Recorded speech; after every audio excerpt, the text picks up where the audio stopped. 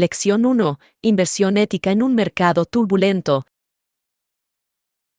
¿Sigues alguna estrategia de inversión ética? Sí, aplico un marco de inversión ética. ¿Qué motiva su enfoque ético? Busco la coherencia entre los valores y el capital. ¿Utiliza usted filtros de exclusión? Excluyo a las industrias que violan los principios fundamentales. ¿Qué sectores sueles excluir? El tabaco, las armas y los combustibles fósiles son exclusiones comunes. Las exclusiones limitan demasiado su universo de inversión. Sí pueden, por eso es necesario el equilibrio. ¿Prefieres una prueba positiva? Con frecuencia combino de exclusiones con pruebas de detección positivas. ¿Qué implica un resultado positivo en la prueba de detección? Selecciona empresas con sólidas prácticas medioambientales. También tienes en cuenta los criterios sociales. Los factores sociales, como las normas laborales, son de suma importancia. ¿Incluye usted la gobernanza en su análisis? La gobernanza corporativa es fundamental en mis decisiones. ¿Cómo se mide la calidad de la gobernanza? Reviso la independencia del Consejo de Administración y la transparencia en la remuneración de los ejecutivos. ¿Invierte usted en fondos con certificación ESG? Invierto en fondos ESG selectivos tras una cuidadosa evaluación. ¿Cómo se evalúa la credibilidad de los fondos ESG? Analizo metodologías, participaciones y auditorías de terceros. Existen preocupaciones sobre el ecoblanqueo. Sí, el ecoblanqueo es una preocupación importante y creciente. ¿Cómo se detecta el ecoblanqueo en los fondos? Comparo los objetivos declarados con la exposición real de la cartera. ¿Utilizas la inversión de impacto para generar un cambio directo? Destinamos una parte de mi cartera a inversiones de impacto. ¿Qué define para usted una inversión de impacto? El impacto se define por resultados sociales claros y métricas medibles. ¿Esperas obtener rentabilidad del mercado con las inversiones de impacto? En muchos casos, espero obtener rendimientos competitivos y, a veces, acepto ciertas concesiones. ¿Cómo se miden los resultados sociales o ambientales? Utilizo indicadores clave de rendimiento y evaluaciones independientes. ¿Participa usted en el activismo accionarial? Me involucro cuando la gestión responsable puede influir en el comportamiento corporativo. ¿Qué formas adopta la participación? Dotación por poder, diálogos con la dirección y presentación de resoluciones. ¿Crees que el activismo cambia las políticas de las empresas? Sí, es posible, especialmente cuando cuenta con el respaldo de coaliciones de inversores persistentes. ¿Considera que la desinversión es una estrategia viable? La desinversión puede ser una señal de desaprobación, pero sus efectos prácticos son diversos. ¿Cuándo es apropiado desinvertir? Es apropiado cuando el compromiso fracasa y la postura moral es decisiva. ¿Concilias los objetivos éticos con el deber fiduciario? La inversión ética debe respetar las responsabilidades fiduciarias. ¿Cómo se gestionan los conflictos entre ética y rentabilidad? Sopeso los riesgos a largo plazo y los costes sistémicos de una exposición poco ética. ¿Incorpora usted el riesgo climático en sus modelos financieros? Incluyo análisis de escenarios y evaluaciones de riesgos de transición. Utiliza métricas de huella de carbono para sus carteras de inversión. Realizo un seguimiento de la intensidad de carbono y la exposición a sectores con altas emisiones. ¿Qué tan fiables son las métricas de carbono en las diferentes empresas? Las métricas varían, por lo que prefiero las divulgaciones estandarizadas y auditadas. ¿Prefieres las empresas con compromisos de cero emisiones netas? Prefiero los compromisos creíbles con objetivos claros e hitos intermedios. ¿Cómo se evalúa la credibilidad de los compromisos de cero emisiones netas? Analizo la verificación por parte de terceros, los planes a corto plazo y la alineación de los gastos de capital. ¿Invierte usted directamente en tecnologías verdes? Invierto selectivamente en energías renovables e infraestructuras sostenibles. Las inversiones en energías renovables siempre conllevan un riesgo bajo. No lo son, la ejecución del proyecto y la regulación generan riesgos. Presta atención a la ética de la cadena de suministro. La transparencia en la cadena de suministro es esencial para una verdadera sostenibilidad. ¿Cómo se evalúan las prácticas de la cadena de suministro? Reviso auditorías, códigos de conducta de proveedores y registros de medidas correctivas. ¿Prioriza usted los derechos humanos en sus decisiones de inversión? En mi marco de trabajo, las consideraciones de derechos humanos no son negociables. ¿Evitas las empresas con malos historiales laborales? Evito colaborar con empresas para abordar los abusos laborales. ¿Tiene en cuenta el impacto en la comunidad local? El impacto en la comunidad es una dimensión clave de la inversión responsable. ¿Cómo se sopesan las ganancias a corto plazo frente al beneficio social a largo plazo? Doy prioridad a la resiliencia a largo plazo y al bienestar sistémico. Diversifica sus estrategias en diferentes sectores sin dejar de ser ético.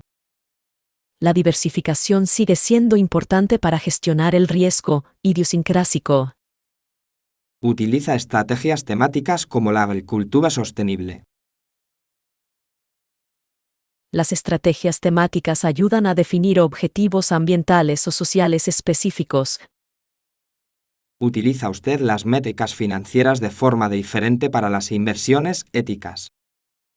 Integro la valoración tradicional con factores de riesgo ajustados a la sostenibilidad.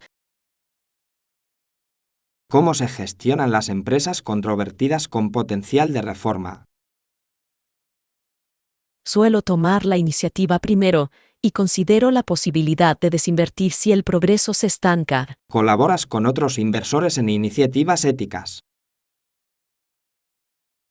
Las coaliciones aumentan la influencia y comparten las responsabilidades de la debida diligencia. Tiene en cuenta las políticas públicas y la normativa vigente al tomar decisiones.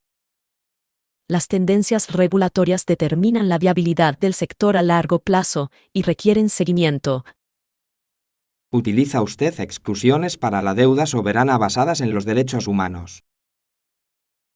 Evalúo el riesgo soberano y evitaré a los países que cometan violaciones flagrantes de los derechos humanos. ¿Valoras la transparencia y la información que proporcionan las empresas? La transparencia en la información es un criterio fundamental para la inversión. ¿Cómo se mantiene al día con los estándares ESG en constante evolución? Me baso en las directrices de los organismos que establecen estándares, la investigación académica y las prácticas del Utiliza mercado. agencias de calificación para la puntuación ESG. Los utilizo como un dato de entrada, no como el único factor determinante. Cuestionas la objetividad de los evaluadores ESG. Las metodologías de evaluación difieren, por lo que es necesario un análisis minucioso. ¿Cómo se asegura de que su cartera de inversiones se mantenga alineada a lo largo del tiempo? Realizo revisiones periódicas y reajusto el equilibrio según los criterios actualizados. Ofreces asesoramiento ético sobre inversiones a otras personas. Comparto principios y fomento la debida diligencia en lugar de consejos prescriptivos. Tiene en cuenta el coste social del capital en sus modelos. Incorporo las externalidades cuando es posible cuantificarlas. Existen aspectos controvertidos en la inversión ética. Sí, los debates abarcan desde la eficacia hasta el elitismo y las consecuencias no deseadas. ¿Cómo responde a los críticos que tachan la inversión ética de mera especulación? Me centro en resultados medibles y abogo por la mejora continua. ¿Crees que la inversión ética puede impulsar un cambio sistémico? Puede ser así, especialmente cuando va acompañado de cambios en las políticas y en los hábitos de consumo. ¿Mantiene usted la flexibilidad necesaria para actualizar los criterios éticos? Mis criterios evolucionan en función de las pruebas, las normas y las aportaciones de las partes interesadas. ¿Invierte usted en mercados emergentes con normas éticas diferentes? Invierto con cautela y doy importancia a los estándares locales y a la participación. ¿Cómo se mide el éxito de las inversiones éticas? El éxito combina rentabilidad financiera, impacto social o ambiental comprobado. ¿Compartes los resultados del impacto con tus compañeros o clientes? Proporciono informes de impacto transparentes y métricas documentadas. ¿Utilizas tecnología para rastrear y verificar el impacto? La tecnología blockchain y los datos satelitales pueden mejorar la verificación en algunos contextos. ¿Considera usted el capital filantrópico junto con la inversión? La filantropía complementa la inversión al financiar soluciones no comerciales. ¿Crees que votar con capital es un acto moral? Sí, la asignación de capital indica preferencias y puede incentivar el cambio. Seguirá perfeccionando su estrategia de inversión ética. Lo haré, porque tanto la ética como los mercados evolucionan. Revisaré mi propio portafolio y comenzaré a aplicar estos criterios éticos. Lección 2. Pantallas y presencia. Cómo equilibrar la vida digital y el tiempo en familia. ¿Cómo compaginas el tiempo frente a la pantalla con el tiempo en familia? Establecí límites claros en cuanto al uso de los dispositivos. ¿Qué límites estableces en casa? Tenemos zonas y horarios libres de dispositivos electrónicos cada día. ¿Qué habitaciones de tu casa están libres de dispositivos electrónicos? El comedor y los dormitorios son espacios libres de mamparas. ¿Estableces límites de tiempo para las redes sociales y las transmisiones en directo? Establezco límites diarios y los hago cumplir con aplicaciones cuando es necesario. ¿Cómo se les presentan esos límites a los niños? Explico los motivos con calma y doy el ejemplo con mi propio comportamiento. ¿Negocias excepciones por motivos laborales o de emergencia? Admitimos excepciones con previo aviso y respeto mutuo. ¿Cómo gestionas un trabajo que requiere pasar tiempo frente a la pantalla por la noche? Planifico bloques de tiempo para concentrarme en el trabajo y proteger el tiempo en familia. ¿Utilizas la tecnología para reforzar las rutinas familiares? Utilizo calendarios compartidos y temporizadores suaves para las transiciones. ¿Cómo se puede recuperar la atención durante las comidas familiares? Antes de comer, colocamos los teléfonos en una cesta común. ¿Utilizas rituales sin teléfono para fortalecer los lazos afectivos? Leemos en voz alta, compartimos los fragmentos más destacados y hacemos preguntas que invitan a la ¿Cómo reflexión. se las arreglan los niños que se resisten a las normas sobre el tiempo frente a las pantallas? Ofrezco alternativas y establezco consecuencias coherentes. ¿Qué alternativas propones a las pantallas? Juegos al aire libre, juegos de mesa y proyectos creativos. ¿Planeas a veces días en familia sin tecnología? Programamos al menos un fin de semana sin tecnología al mes. ¿Cómo se gestionan las cuestiones de entretenimiento con los adolescentes? Los involucro en la elaboración de las normas y establezco expectativas mutuas. Mejora la negociación el cumplimiento de las normas. Fomenta la propiedad y reduce el uso encubierto. ¿Cómo se garantiza la calidad en lugar de la cantidad de tiempo frente a la pantalla? Fomento el contenido educativo y creativo por encima del desplazamiento pasivo por la pantalla. ¿Ves contenido digital con niños? Ver la pantalla en compañía permite debatir y reflexionar críticamente sobre los medios de comunicación. ¿Cómo se puede combatir la tentación de usar dispositivos electrónicos a la hora de acostarse? Aplicamos un toque de queda digital y utilizamos funciones de modo nocturno. ¿Utilizas filtros de luz azul para proteger tu sueño? Sí, y atenuamos el brillo de las pantallas en las horas previas a dormir. ¿Cómo das ejemplo de hábitos saludables frente a las pantallas? Limito mi propio consumo y doy prioridad a estar presente durante los momentos familiares. Reservas un tiempo individual sin dispositivos electrónicos para cada niño. Planifico actividades individuales semanales sin usar dispositivos electrónicos. ¿Cómo gestionas las notificaciones urgentes cuando estás con tu familia? Desactivo las alertas no esenciales y reviso los mensajes urgentes discretamente. ¿Comunicas tu disponibilidad a tus compañeros para proteger el tiempo en familia? Establezco expectativas y utilizo respuestas automáticas cuando es necesario. ¿Cómo lidias con la culpa que sientes por el uso inevitable de pantallas?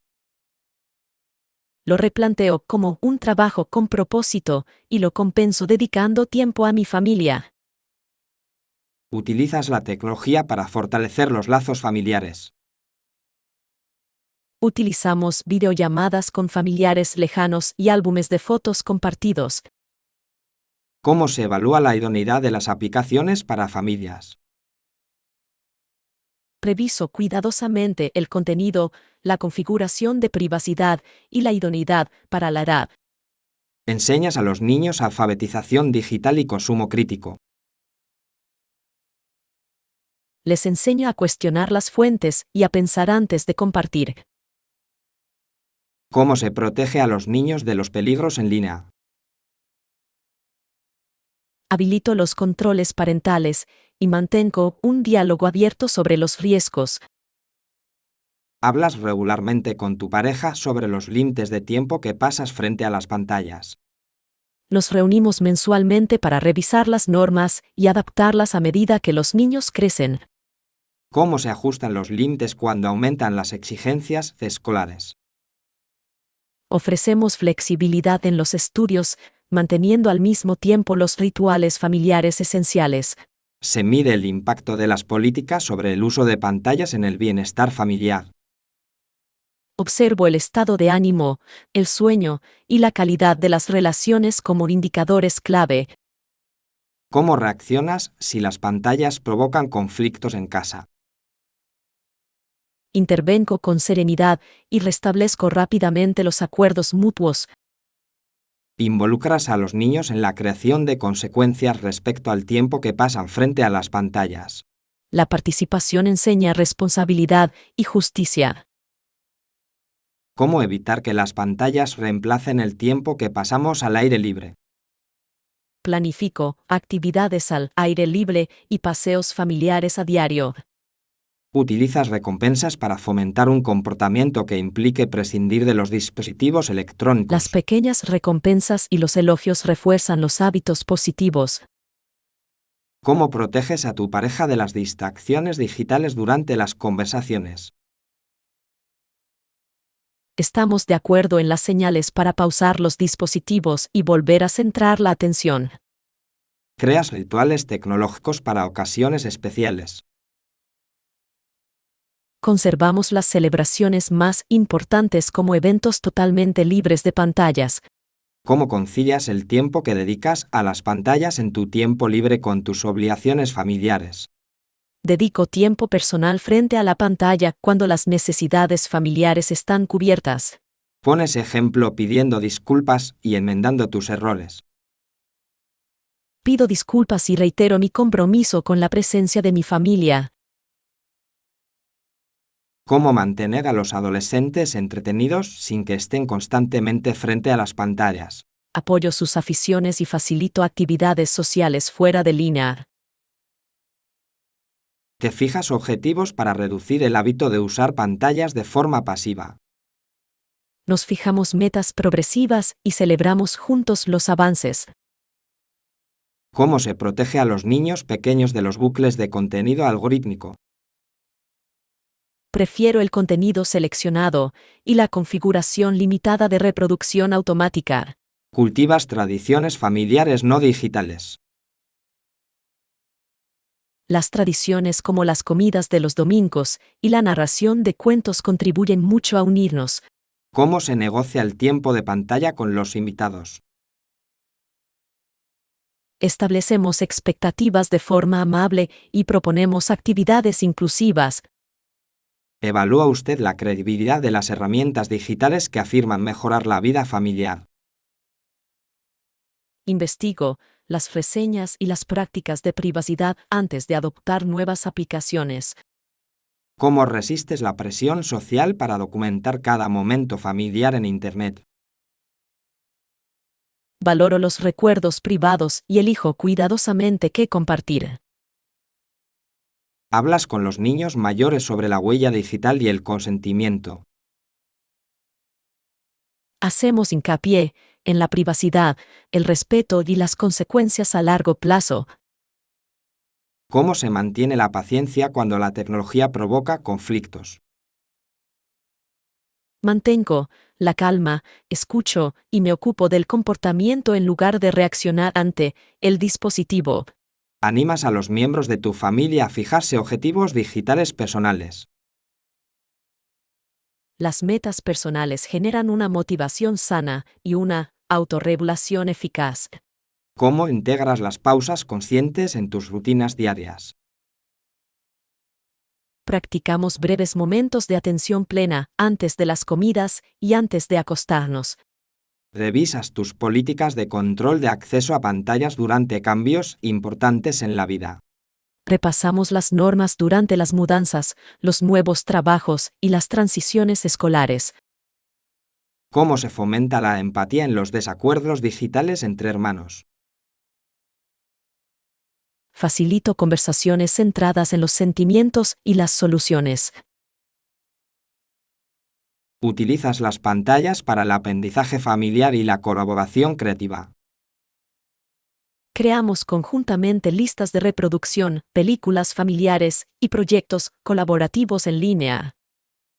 ¿Cómo se mide el éxito a la hora de equilibrar el tiempo frente a las pantallas y el tiempo en familia? El éxito se refleja en relaciones más sólidas y un mayor bienestar. ¿Qué dilemas controvertidos has tenido que afrontar en este equilibrio? La tensión surge cuando las exigencias laborales requieren pasar horas frente a la pantalla, lo que reduce el tiempo que se ¿Cómo se pasan en establecen familia. prioridades cuando las obligaciones entran en conflicto con los rituales familiares? Me comunico abiertamente y negocio soluciones de compromiso que respeten ambas necesidades. ¿Qué norma definitiva recomendaría a las familias ahora? Proteja los momentos familiares más importantes de forma deliberada y utilice las pantallas con un propósito claro. Esta noche empezaré a elaborar un acuerdo familiar y yo mismo daré ejemplo de cómo controlar los dispositivos electrónicos. Lección 3. El debate sobre los utensilios de cocina indispensables. ¿Qué utensilio de cocina te ha resultado indispensable? Considero indispensable una batidora de alta calidad. ¿Por qué la licuadora se ha ganado ese estatus? Crea purés, salsas y sopas suaves rápidamente. ¿Lo usas para algo más que bebidas? Lo uso para cremas de frutos secos, masas madre y aderezos. Ahorra tiempo en la preparación de las comidas. Reduce el tiempo de picado y de emulsificación manual. ¿Crees que sustituye a otros utensilios de cocina? Complementa otras herramientas en lugar de reemplazarlas por completo. Existen aspectos controvertidos al poseer una batidora potente. Sí, el ruido, el consumo de energía y el coste son temas que pueden debatirse. ¿Te preocupa la pérdida de nutrientes al licuar los alimentos? La fibra se mantiene, pero algunos nutrientes volátiles pueden alterarse con el calor. ¿Cómo se puede mitigar la degradación de los nutrientes? Licúo brevemente y uso ingredientes fríos siempre que es posible. Utilizas la batidora para preparar comidas con antelación y cocinar en grandes cantidades. Preparo grandes cantidades de sopas y salsas para la semana. Esa práctica favorece los hábitos alimenticios saludables. Fomenta la cocina casera constante y el control de las porciones. ¿Te resulta tedioso limpiar? La correcta selección de modelos facilita la limpieza, ya que las piezas son aptas para el lavavajillas. ¿Prefieres las batidoras personales para raciones individuales? Los envases individuales son muy prácticos para preparar batidos rápidos sobre la marcha. ¿Recomiendas algún rango de potencia en particular para mayor versatilidad? Recomiendo un motor de potencia media-alta para tareas más exigentes. Existen problemas de seguridad relacionados con las cuchillas de alta velocidad. Sigo las instrucciones de seguridad y evito sumergir la base del motor. Considera que las herramientas para compactar que vienen incluidas con algunas licuadoras son útiles. Los compactadores mejoran el procesamiento de mezclas espesas sin detener el motor. ¿Utilizas la batidora para postres o helados? Elaboro postres helados y sorbetes con texturas suaves. ¿Cómo se compara la licuadora con los procesadores de alimentos? Los procesadores de alimentos son excelentes para picar y rallar, mientras que las licuadoras son excelentes para procesar Tienes líquidos. tanto una batidora como un procesador de alimentos. Tengo ambos para abarcar una gama más amplia de técnicas. Existen debates polémicos sobre marcas entre los cocineros caseros. La lealtad a la marca puede ser fuerte y generar opiniones encontradas en las comunidades de consumidores. Considera que el precio es un indicador fiable de calidad. El precio suele reflejar la calidad de fabricación y la garantía, pero es fundamental investigar. ¿Prefieres los controles de velocidad variable?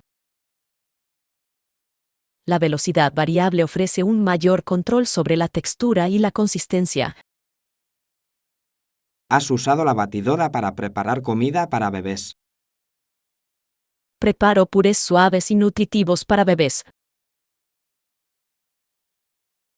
¿Te preocupa la contaminación cruzada al preparar diferentes alimentos? Limpio a fondo después de cada uso y utilizo recipientes separados cuando es necesario. ¿Guardas la batidora sobre la encimera o en un armario? Lo guardo en la encimera para usarlo con frecuencia y tenerlo a mano.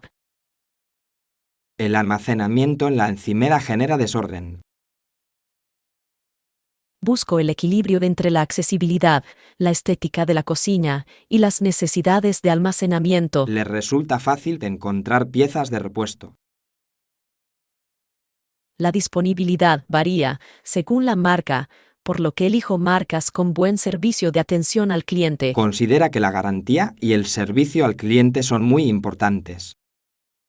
Valoro las garantías extensas y un servicio de atención al cliente eficiente para los electrodomésticos duraderos. ¿Has experimentado con aparatos alternativos que imitan las funciones de una batidora? Las batidoras de inmersión permiten realizar muchas tareas ocupando menos espacio. Las batidoras de inmersión tienen la misma potencia que los modelos de sobremesa. Son prácticas, pero suelen ser menos eficaces para mezclas densas. ¿Utilizas extractores de zumo de presado en frío? Utilizo extractores de jugo para obtener jugo claro, pero estos desechan la fibra, a diferencia de las licuadoras. ¿Crees que la batidora influye en la creatividad culinaria? Amplía las opciones técnicas y fomenta la experimentación con las recetas. Los chefs en cocinas profesionales dependen de las licuadoras.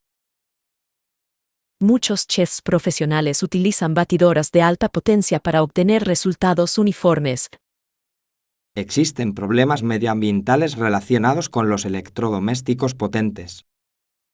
La eficiencia energética es importante y yo elijo modelos con calificaciones responsables.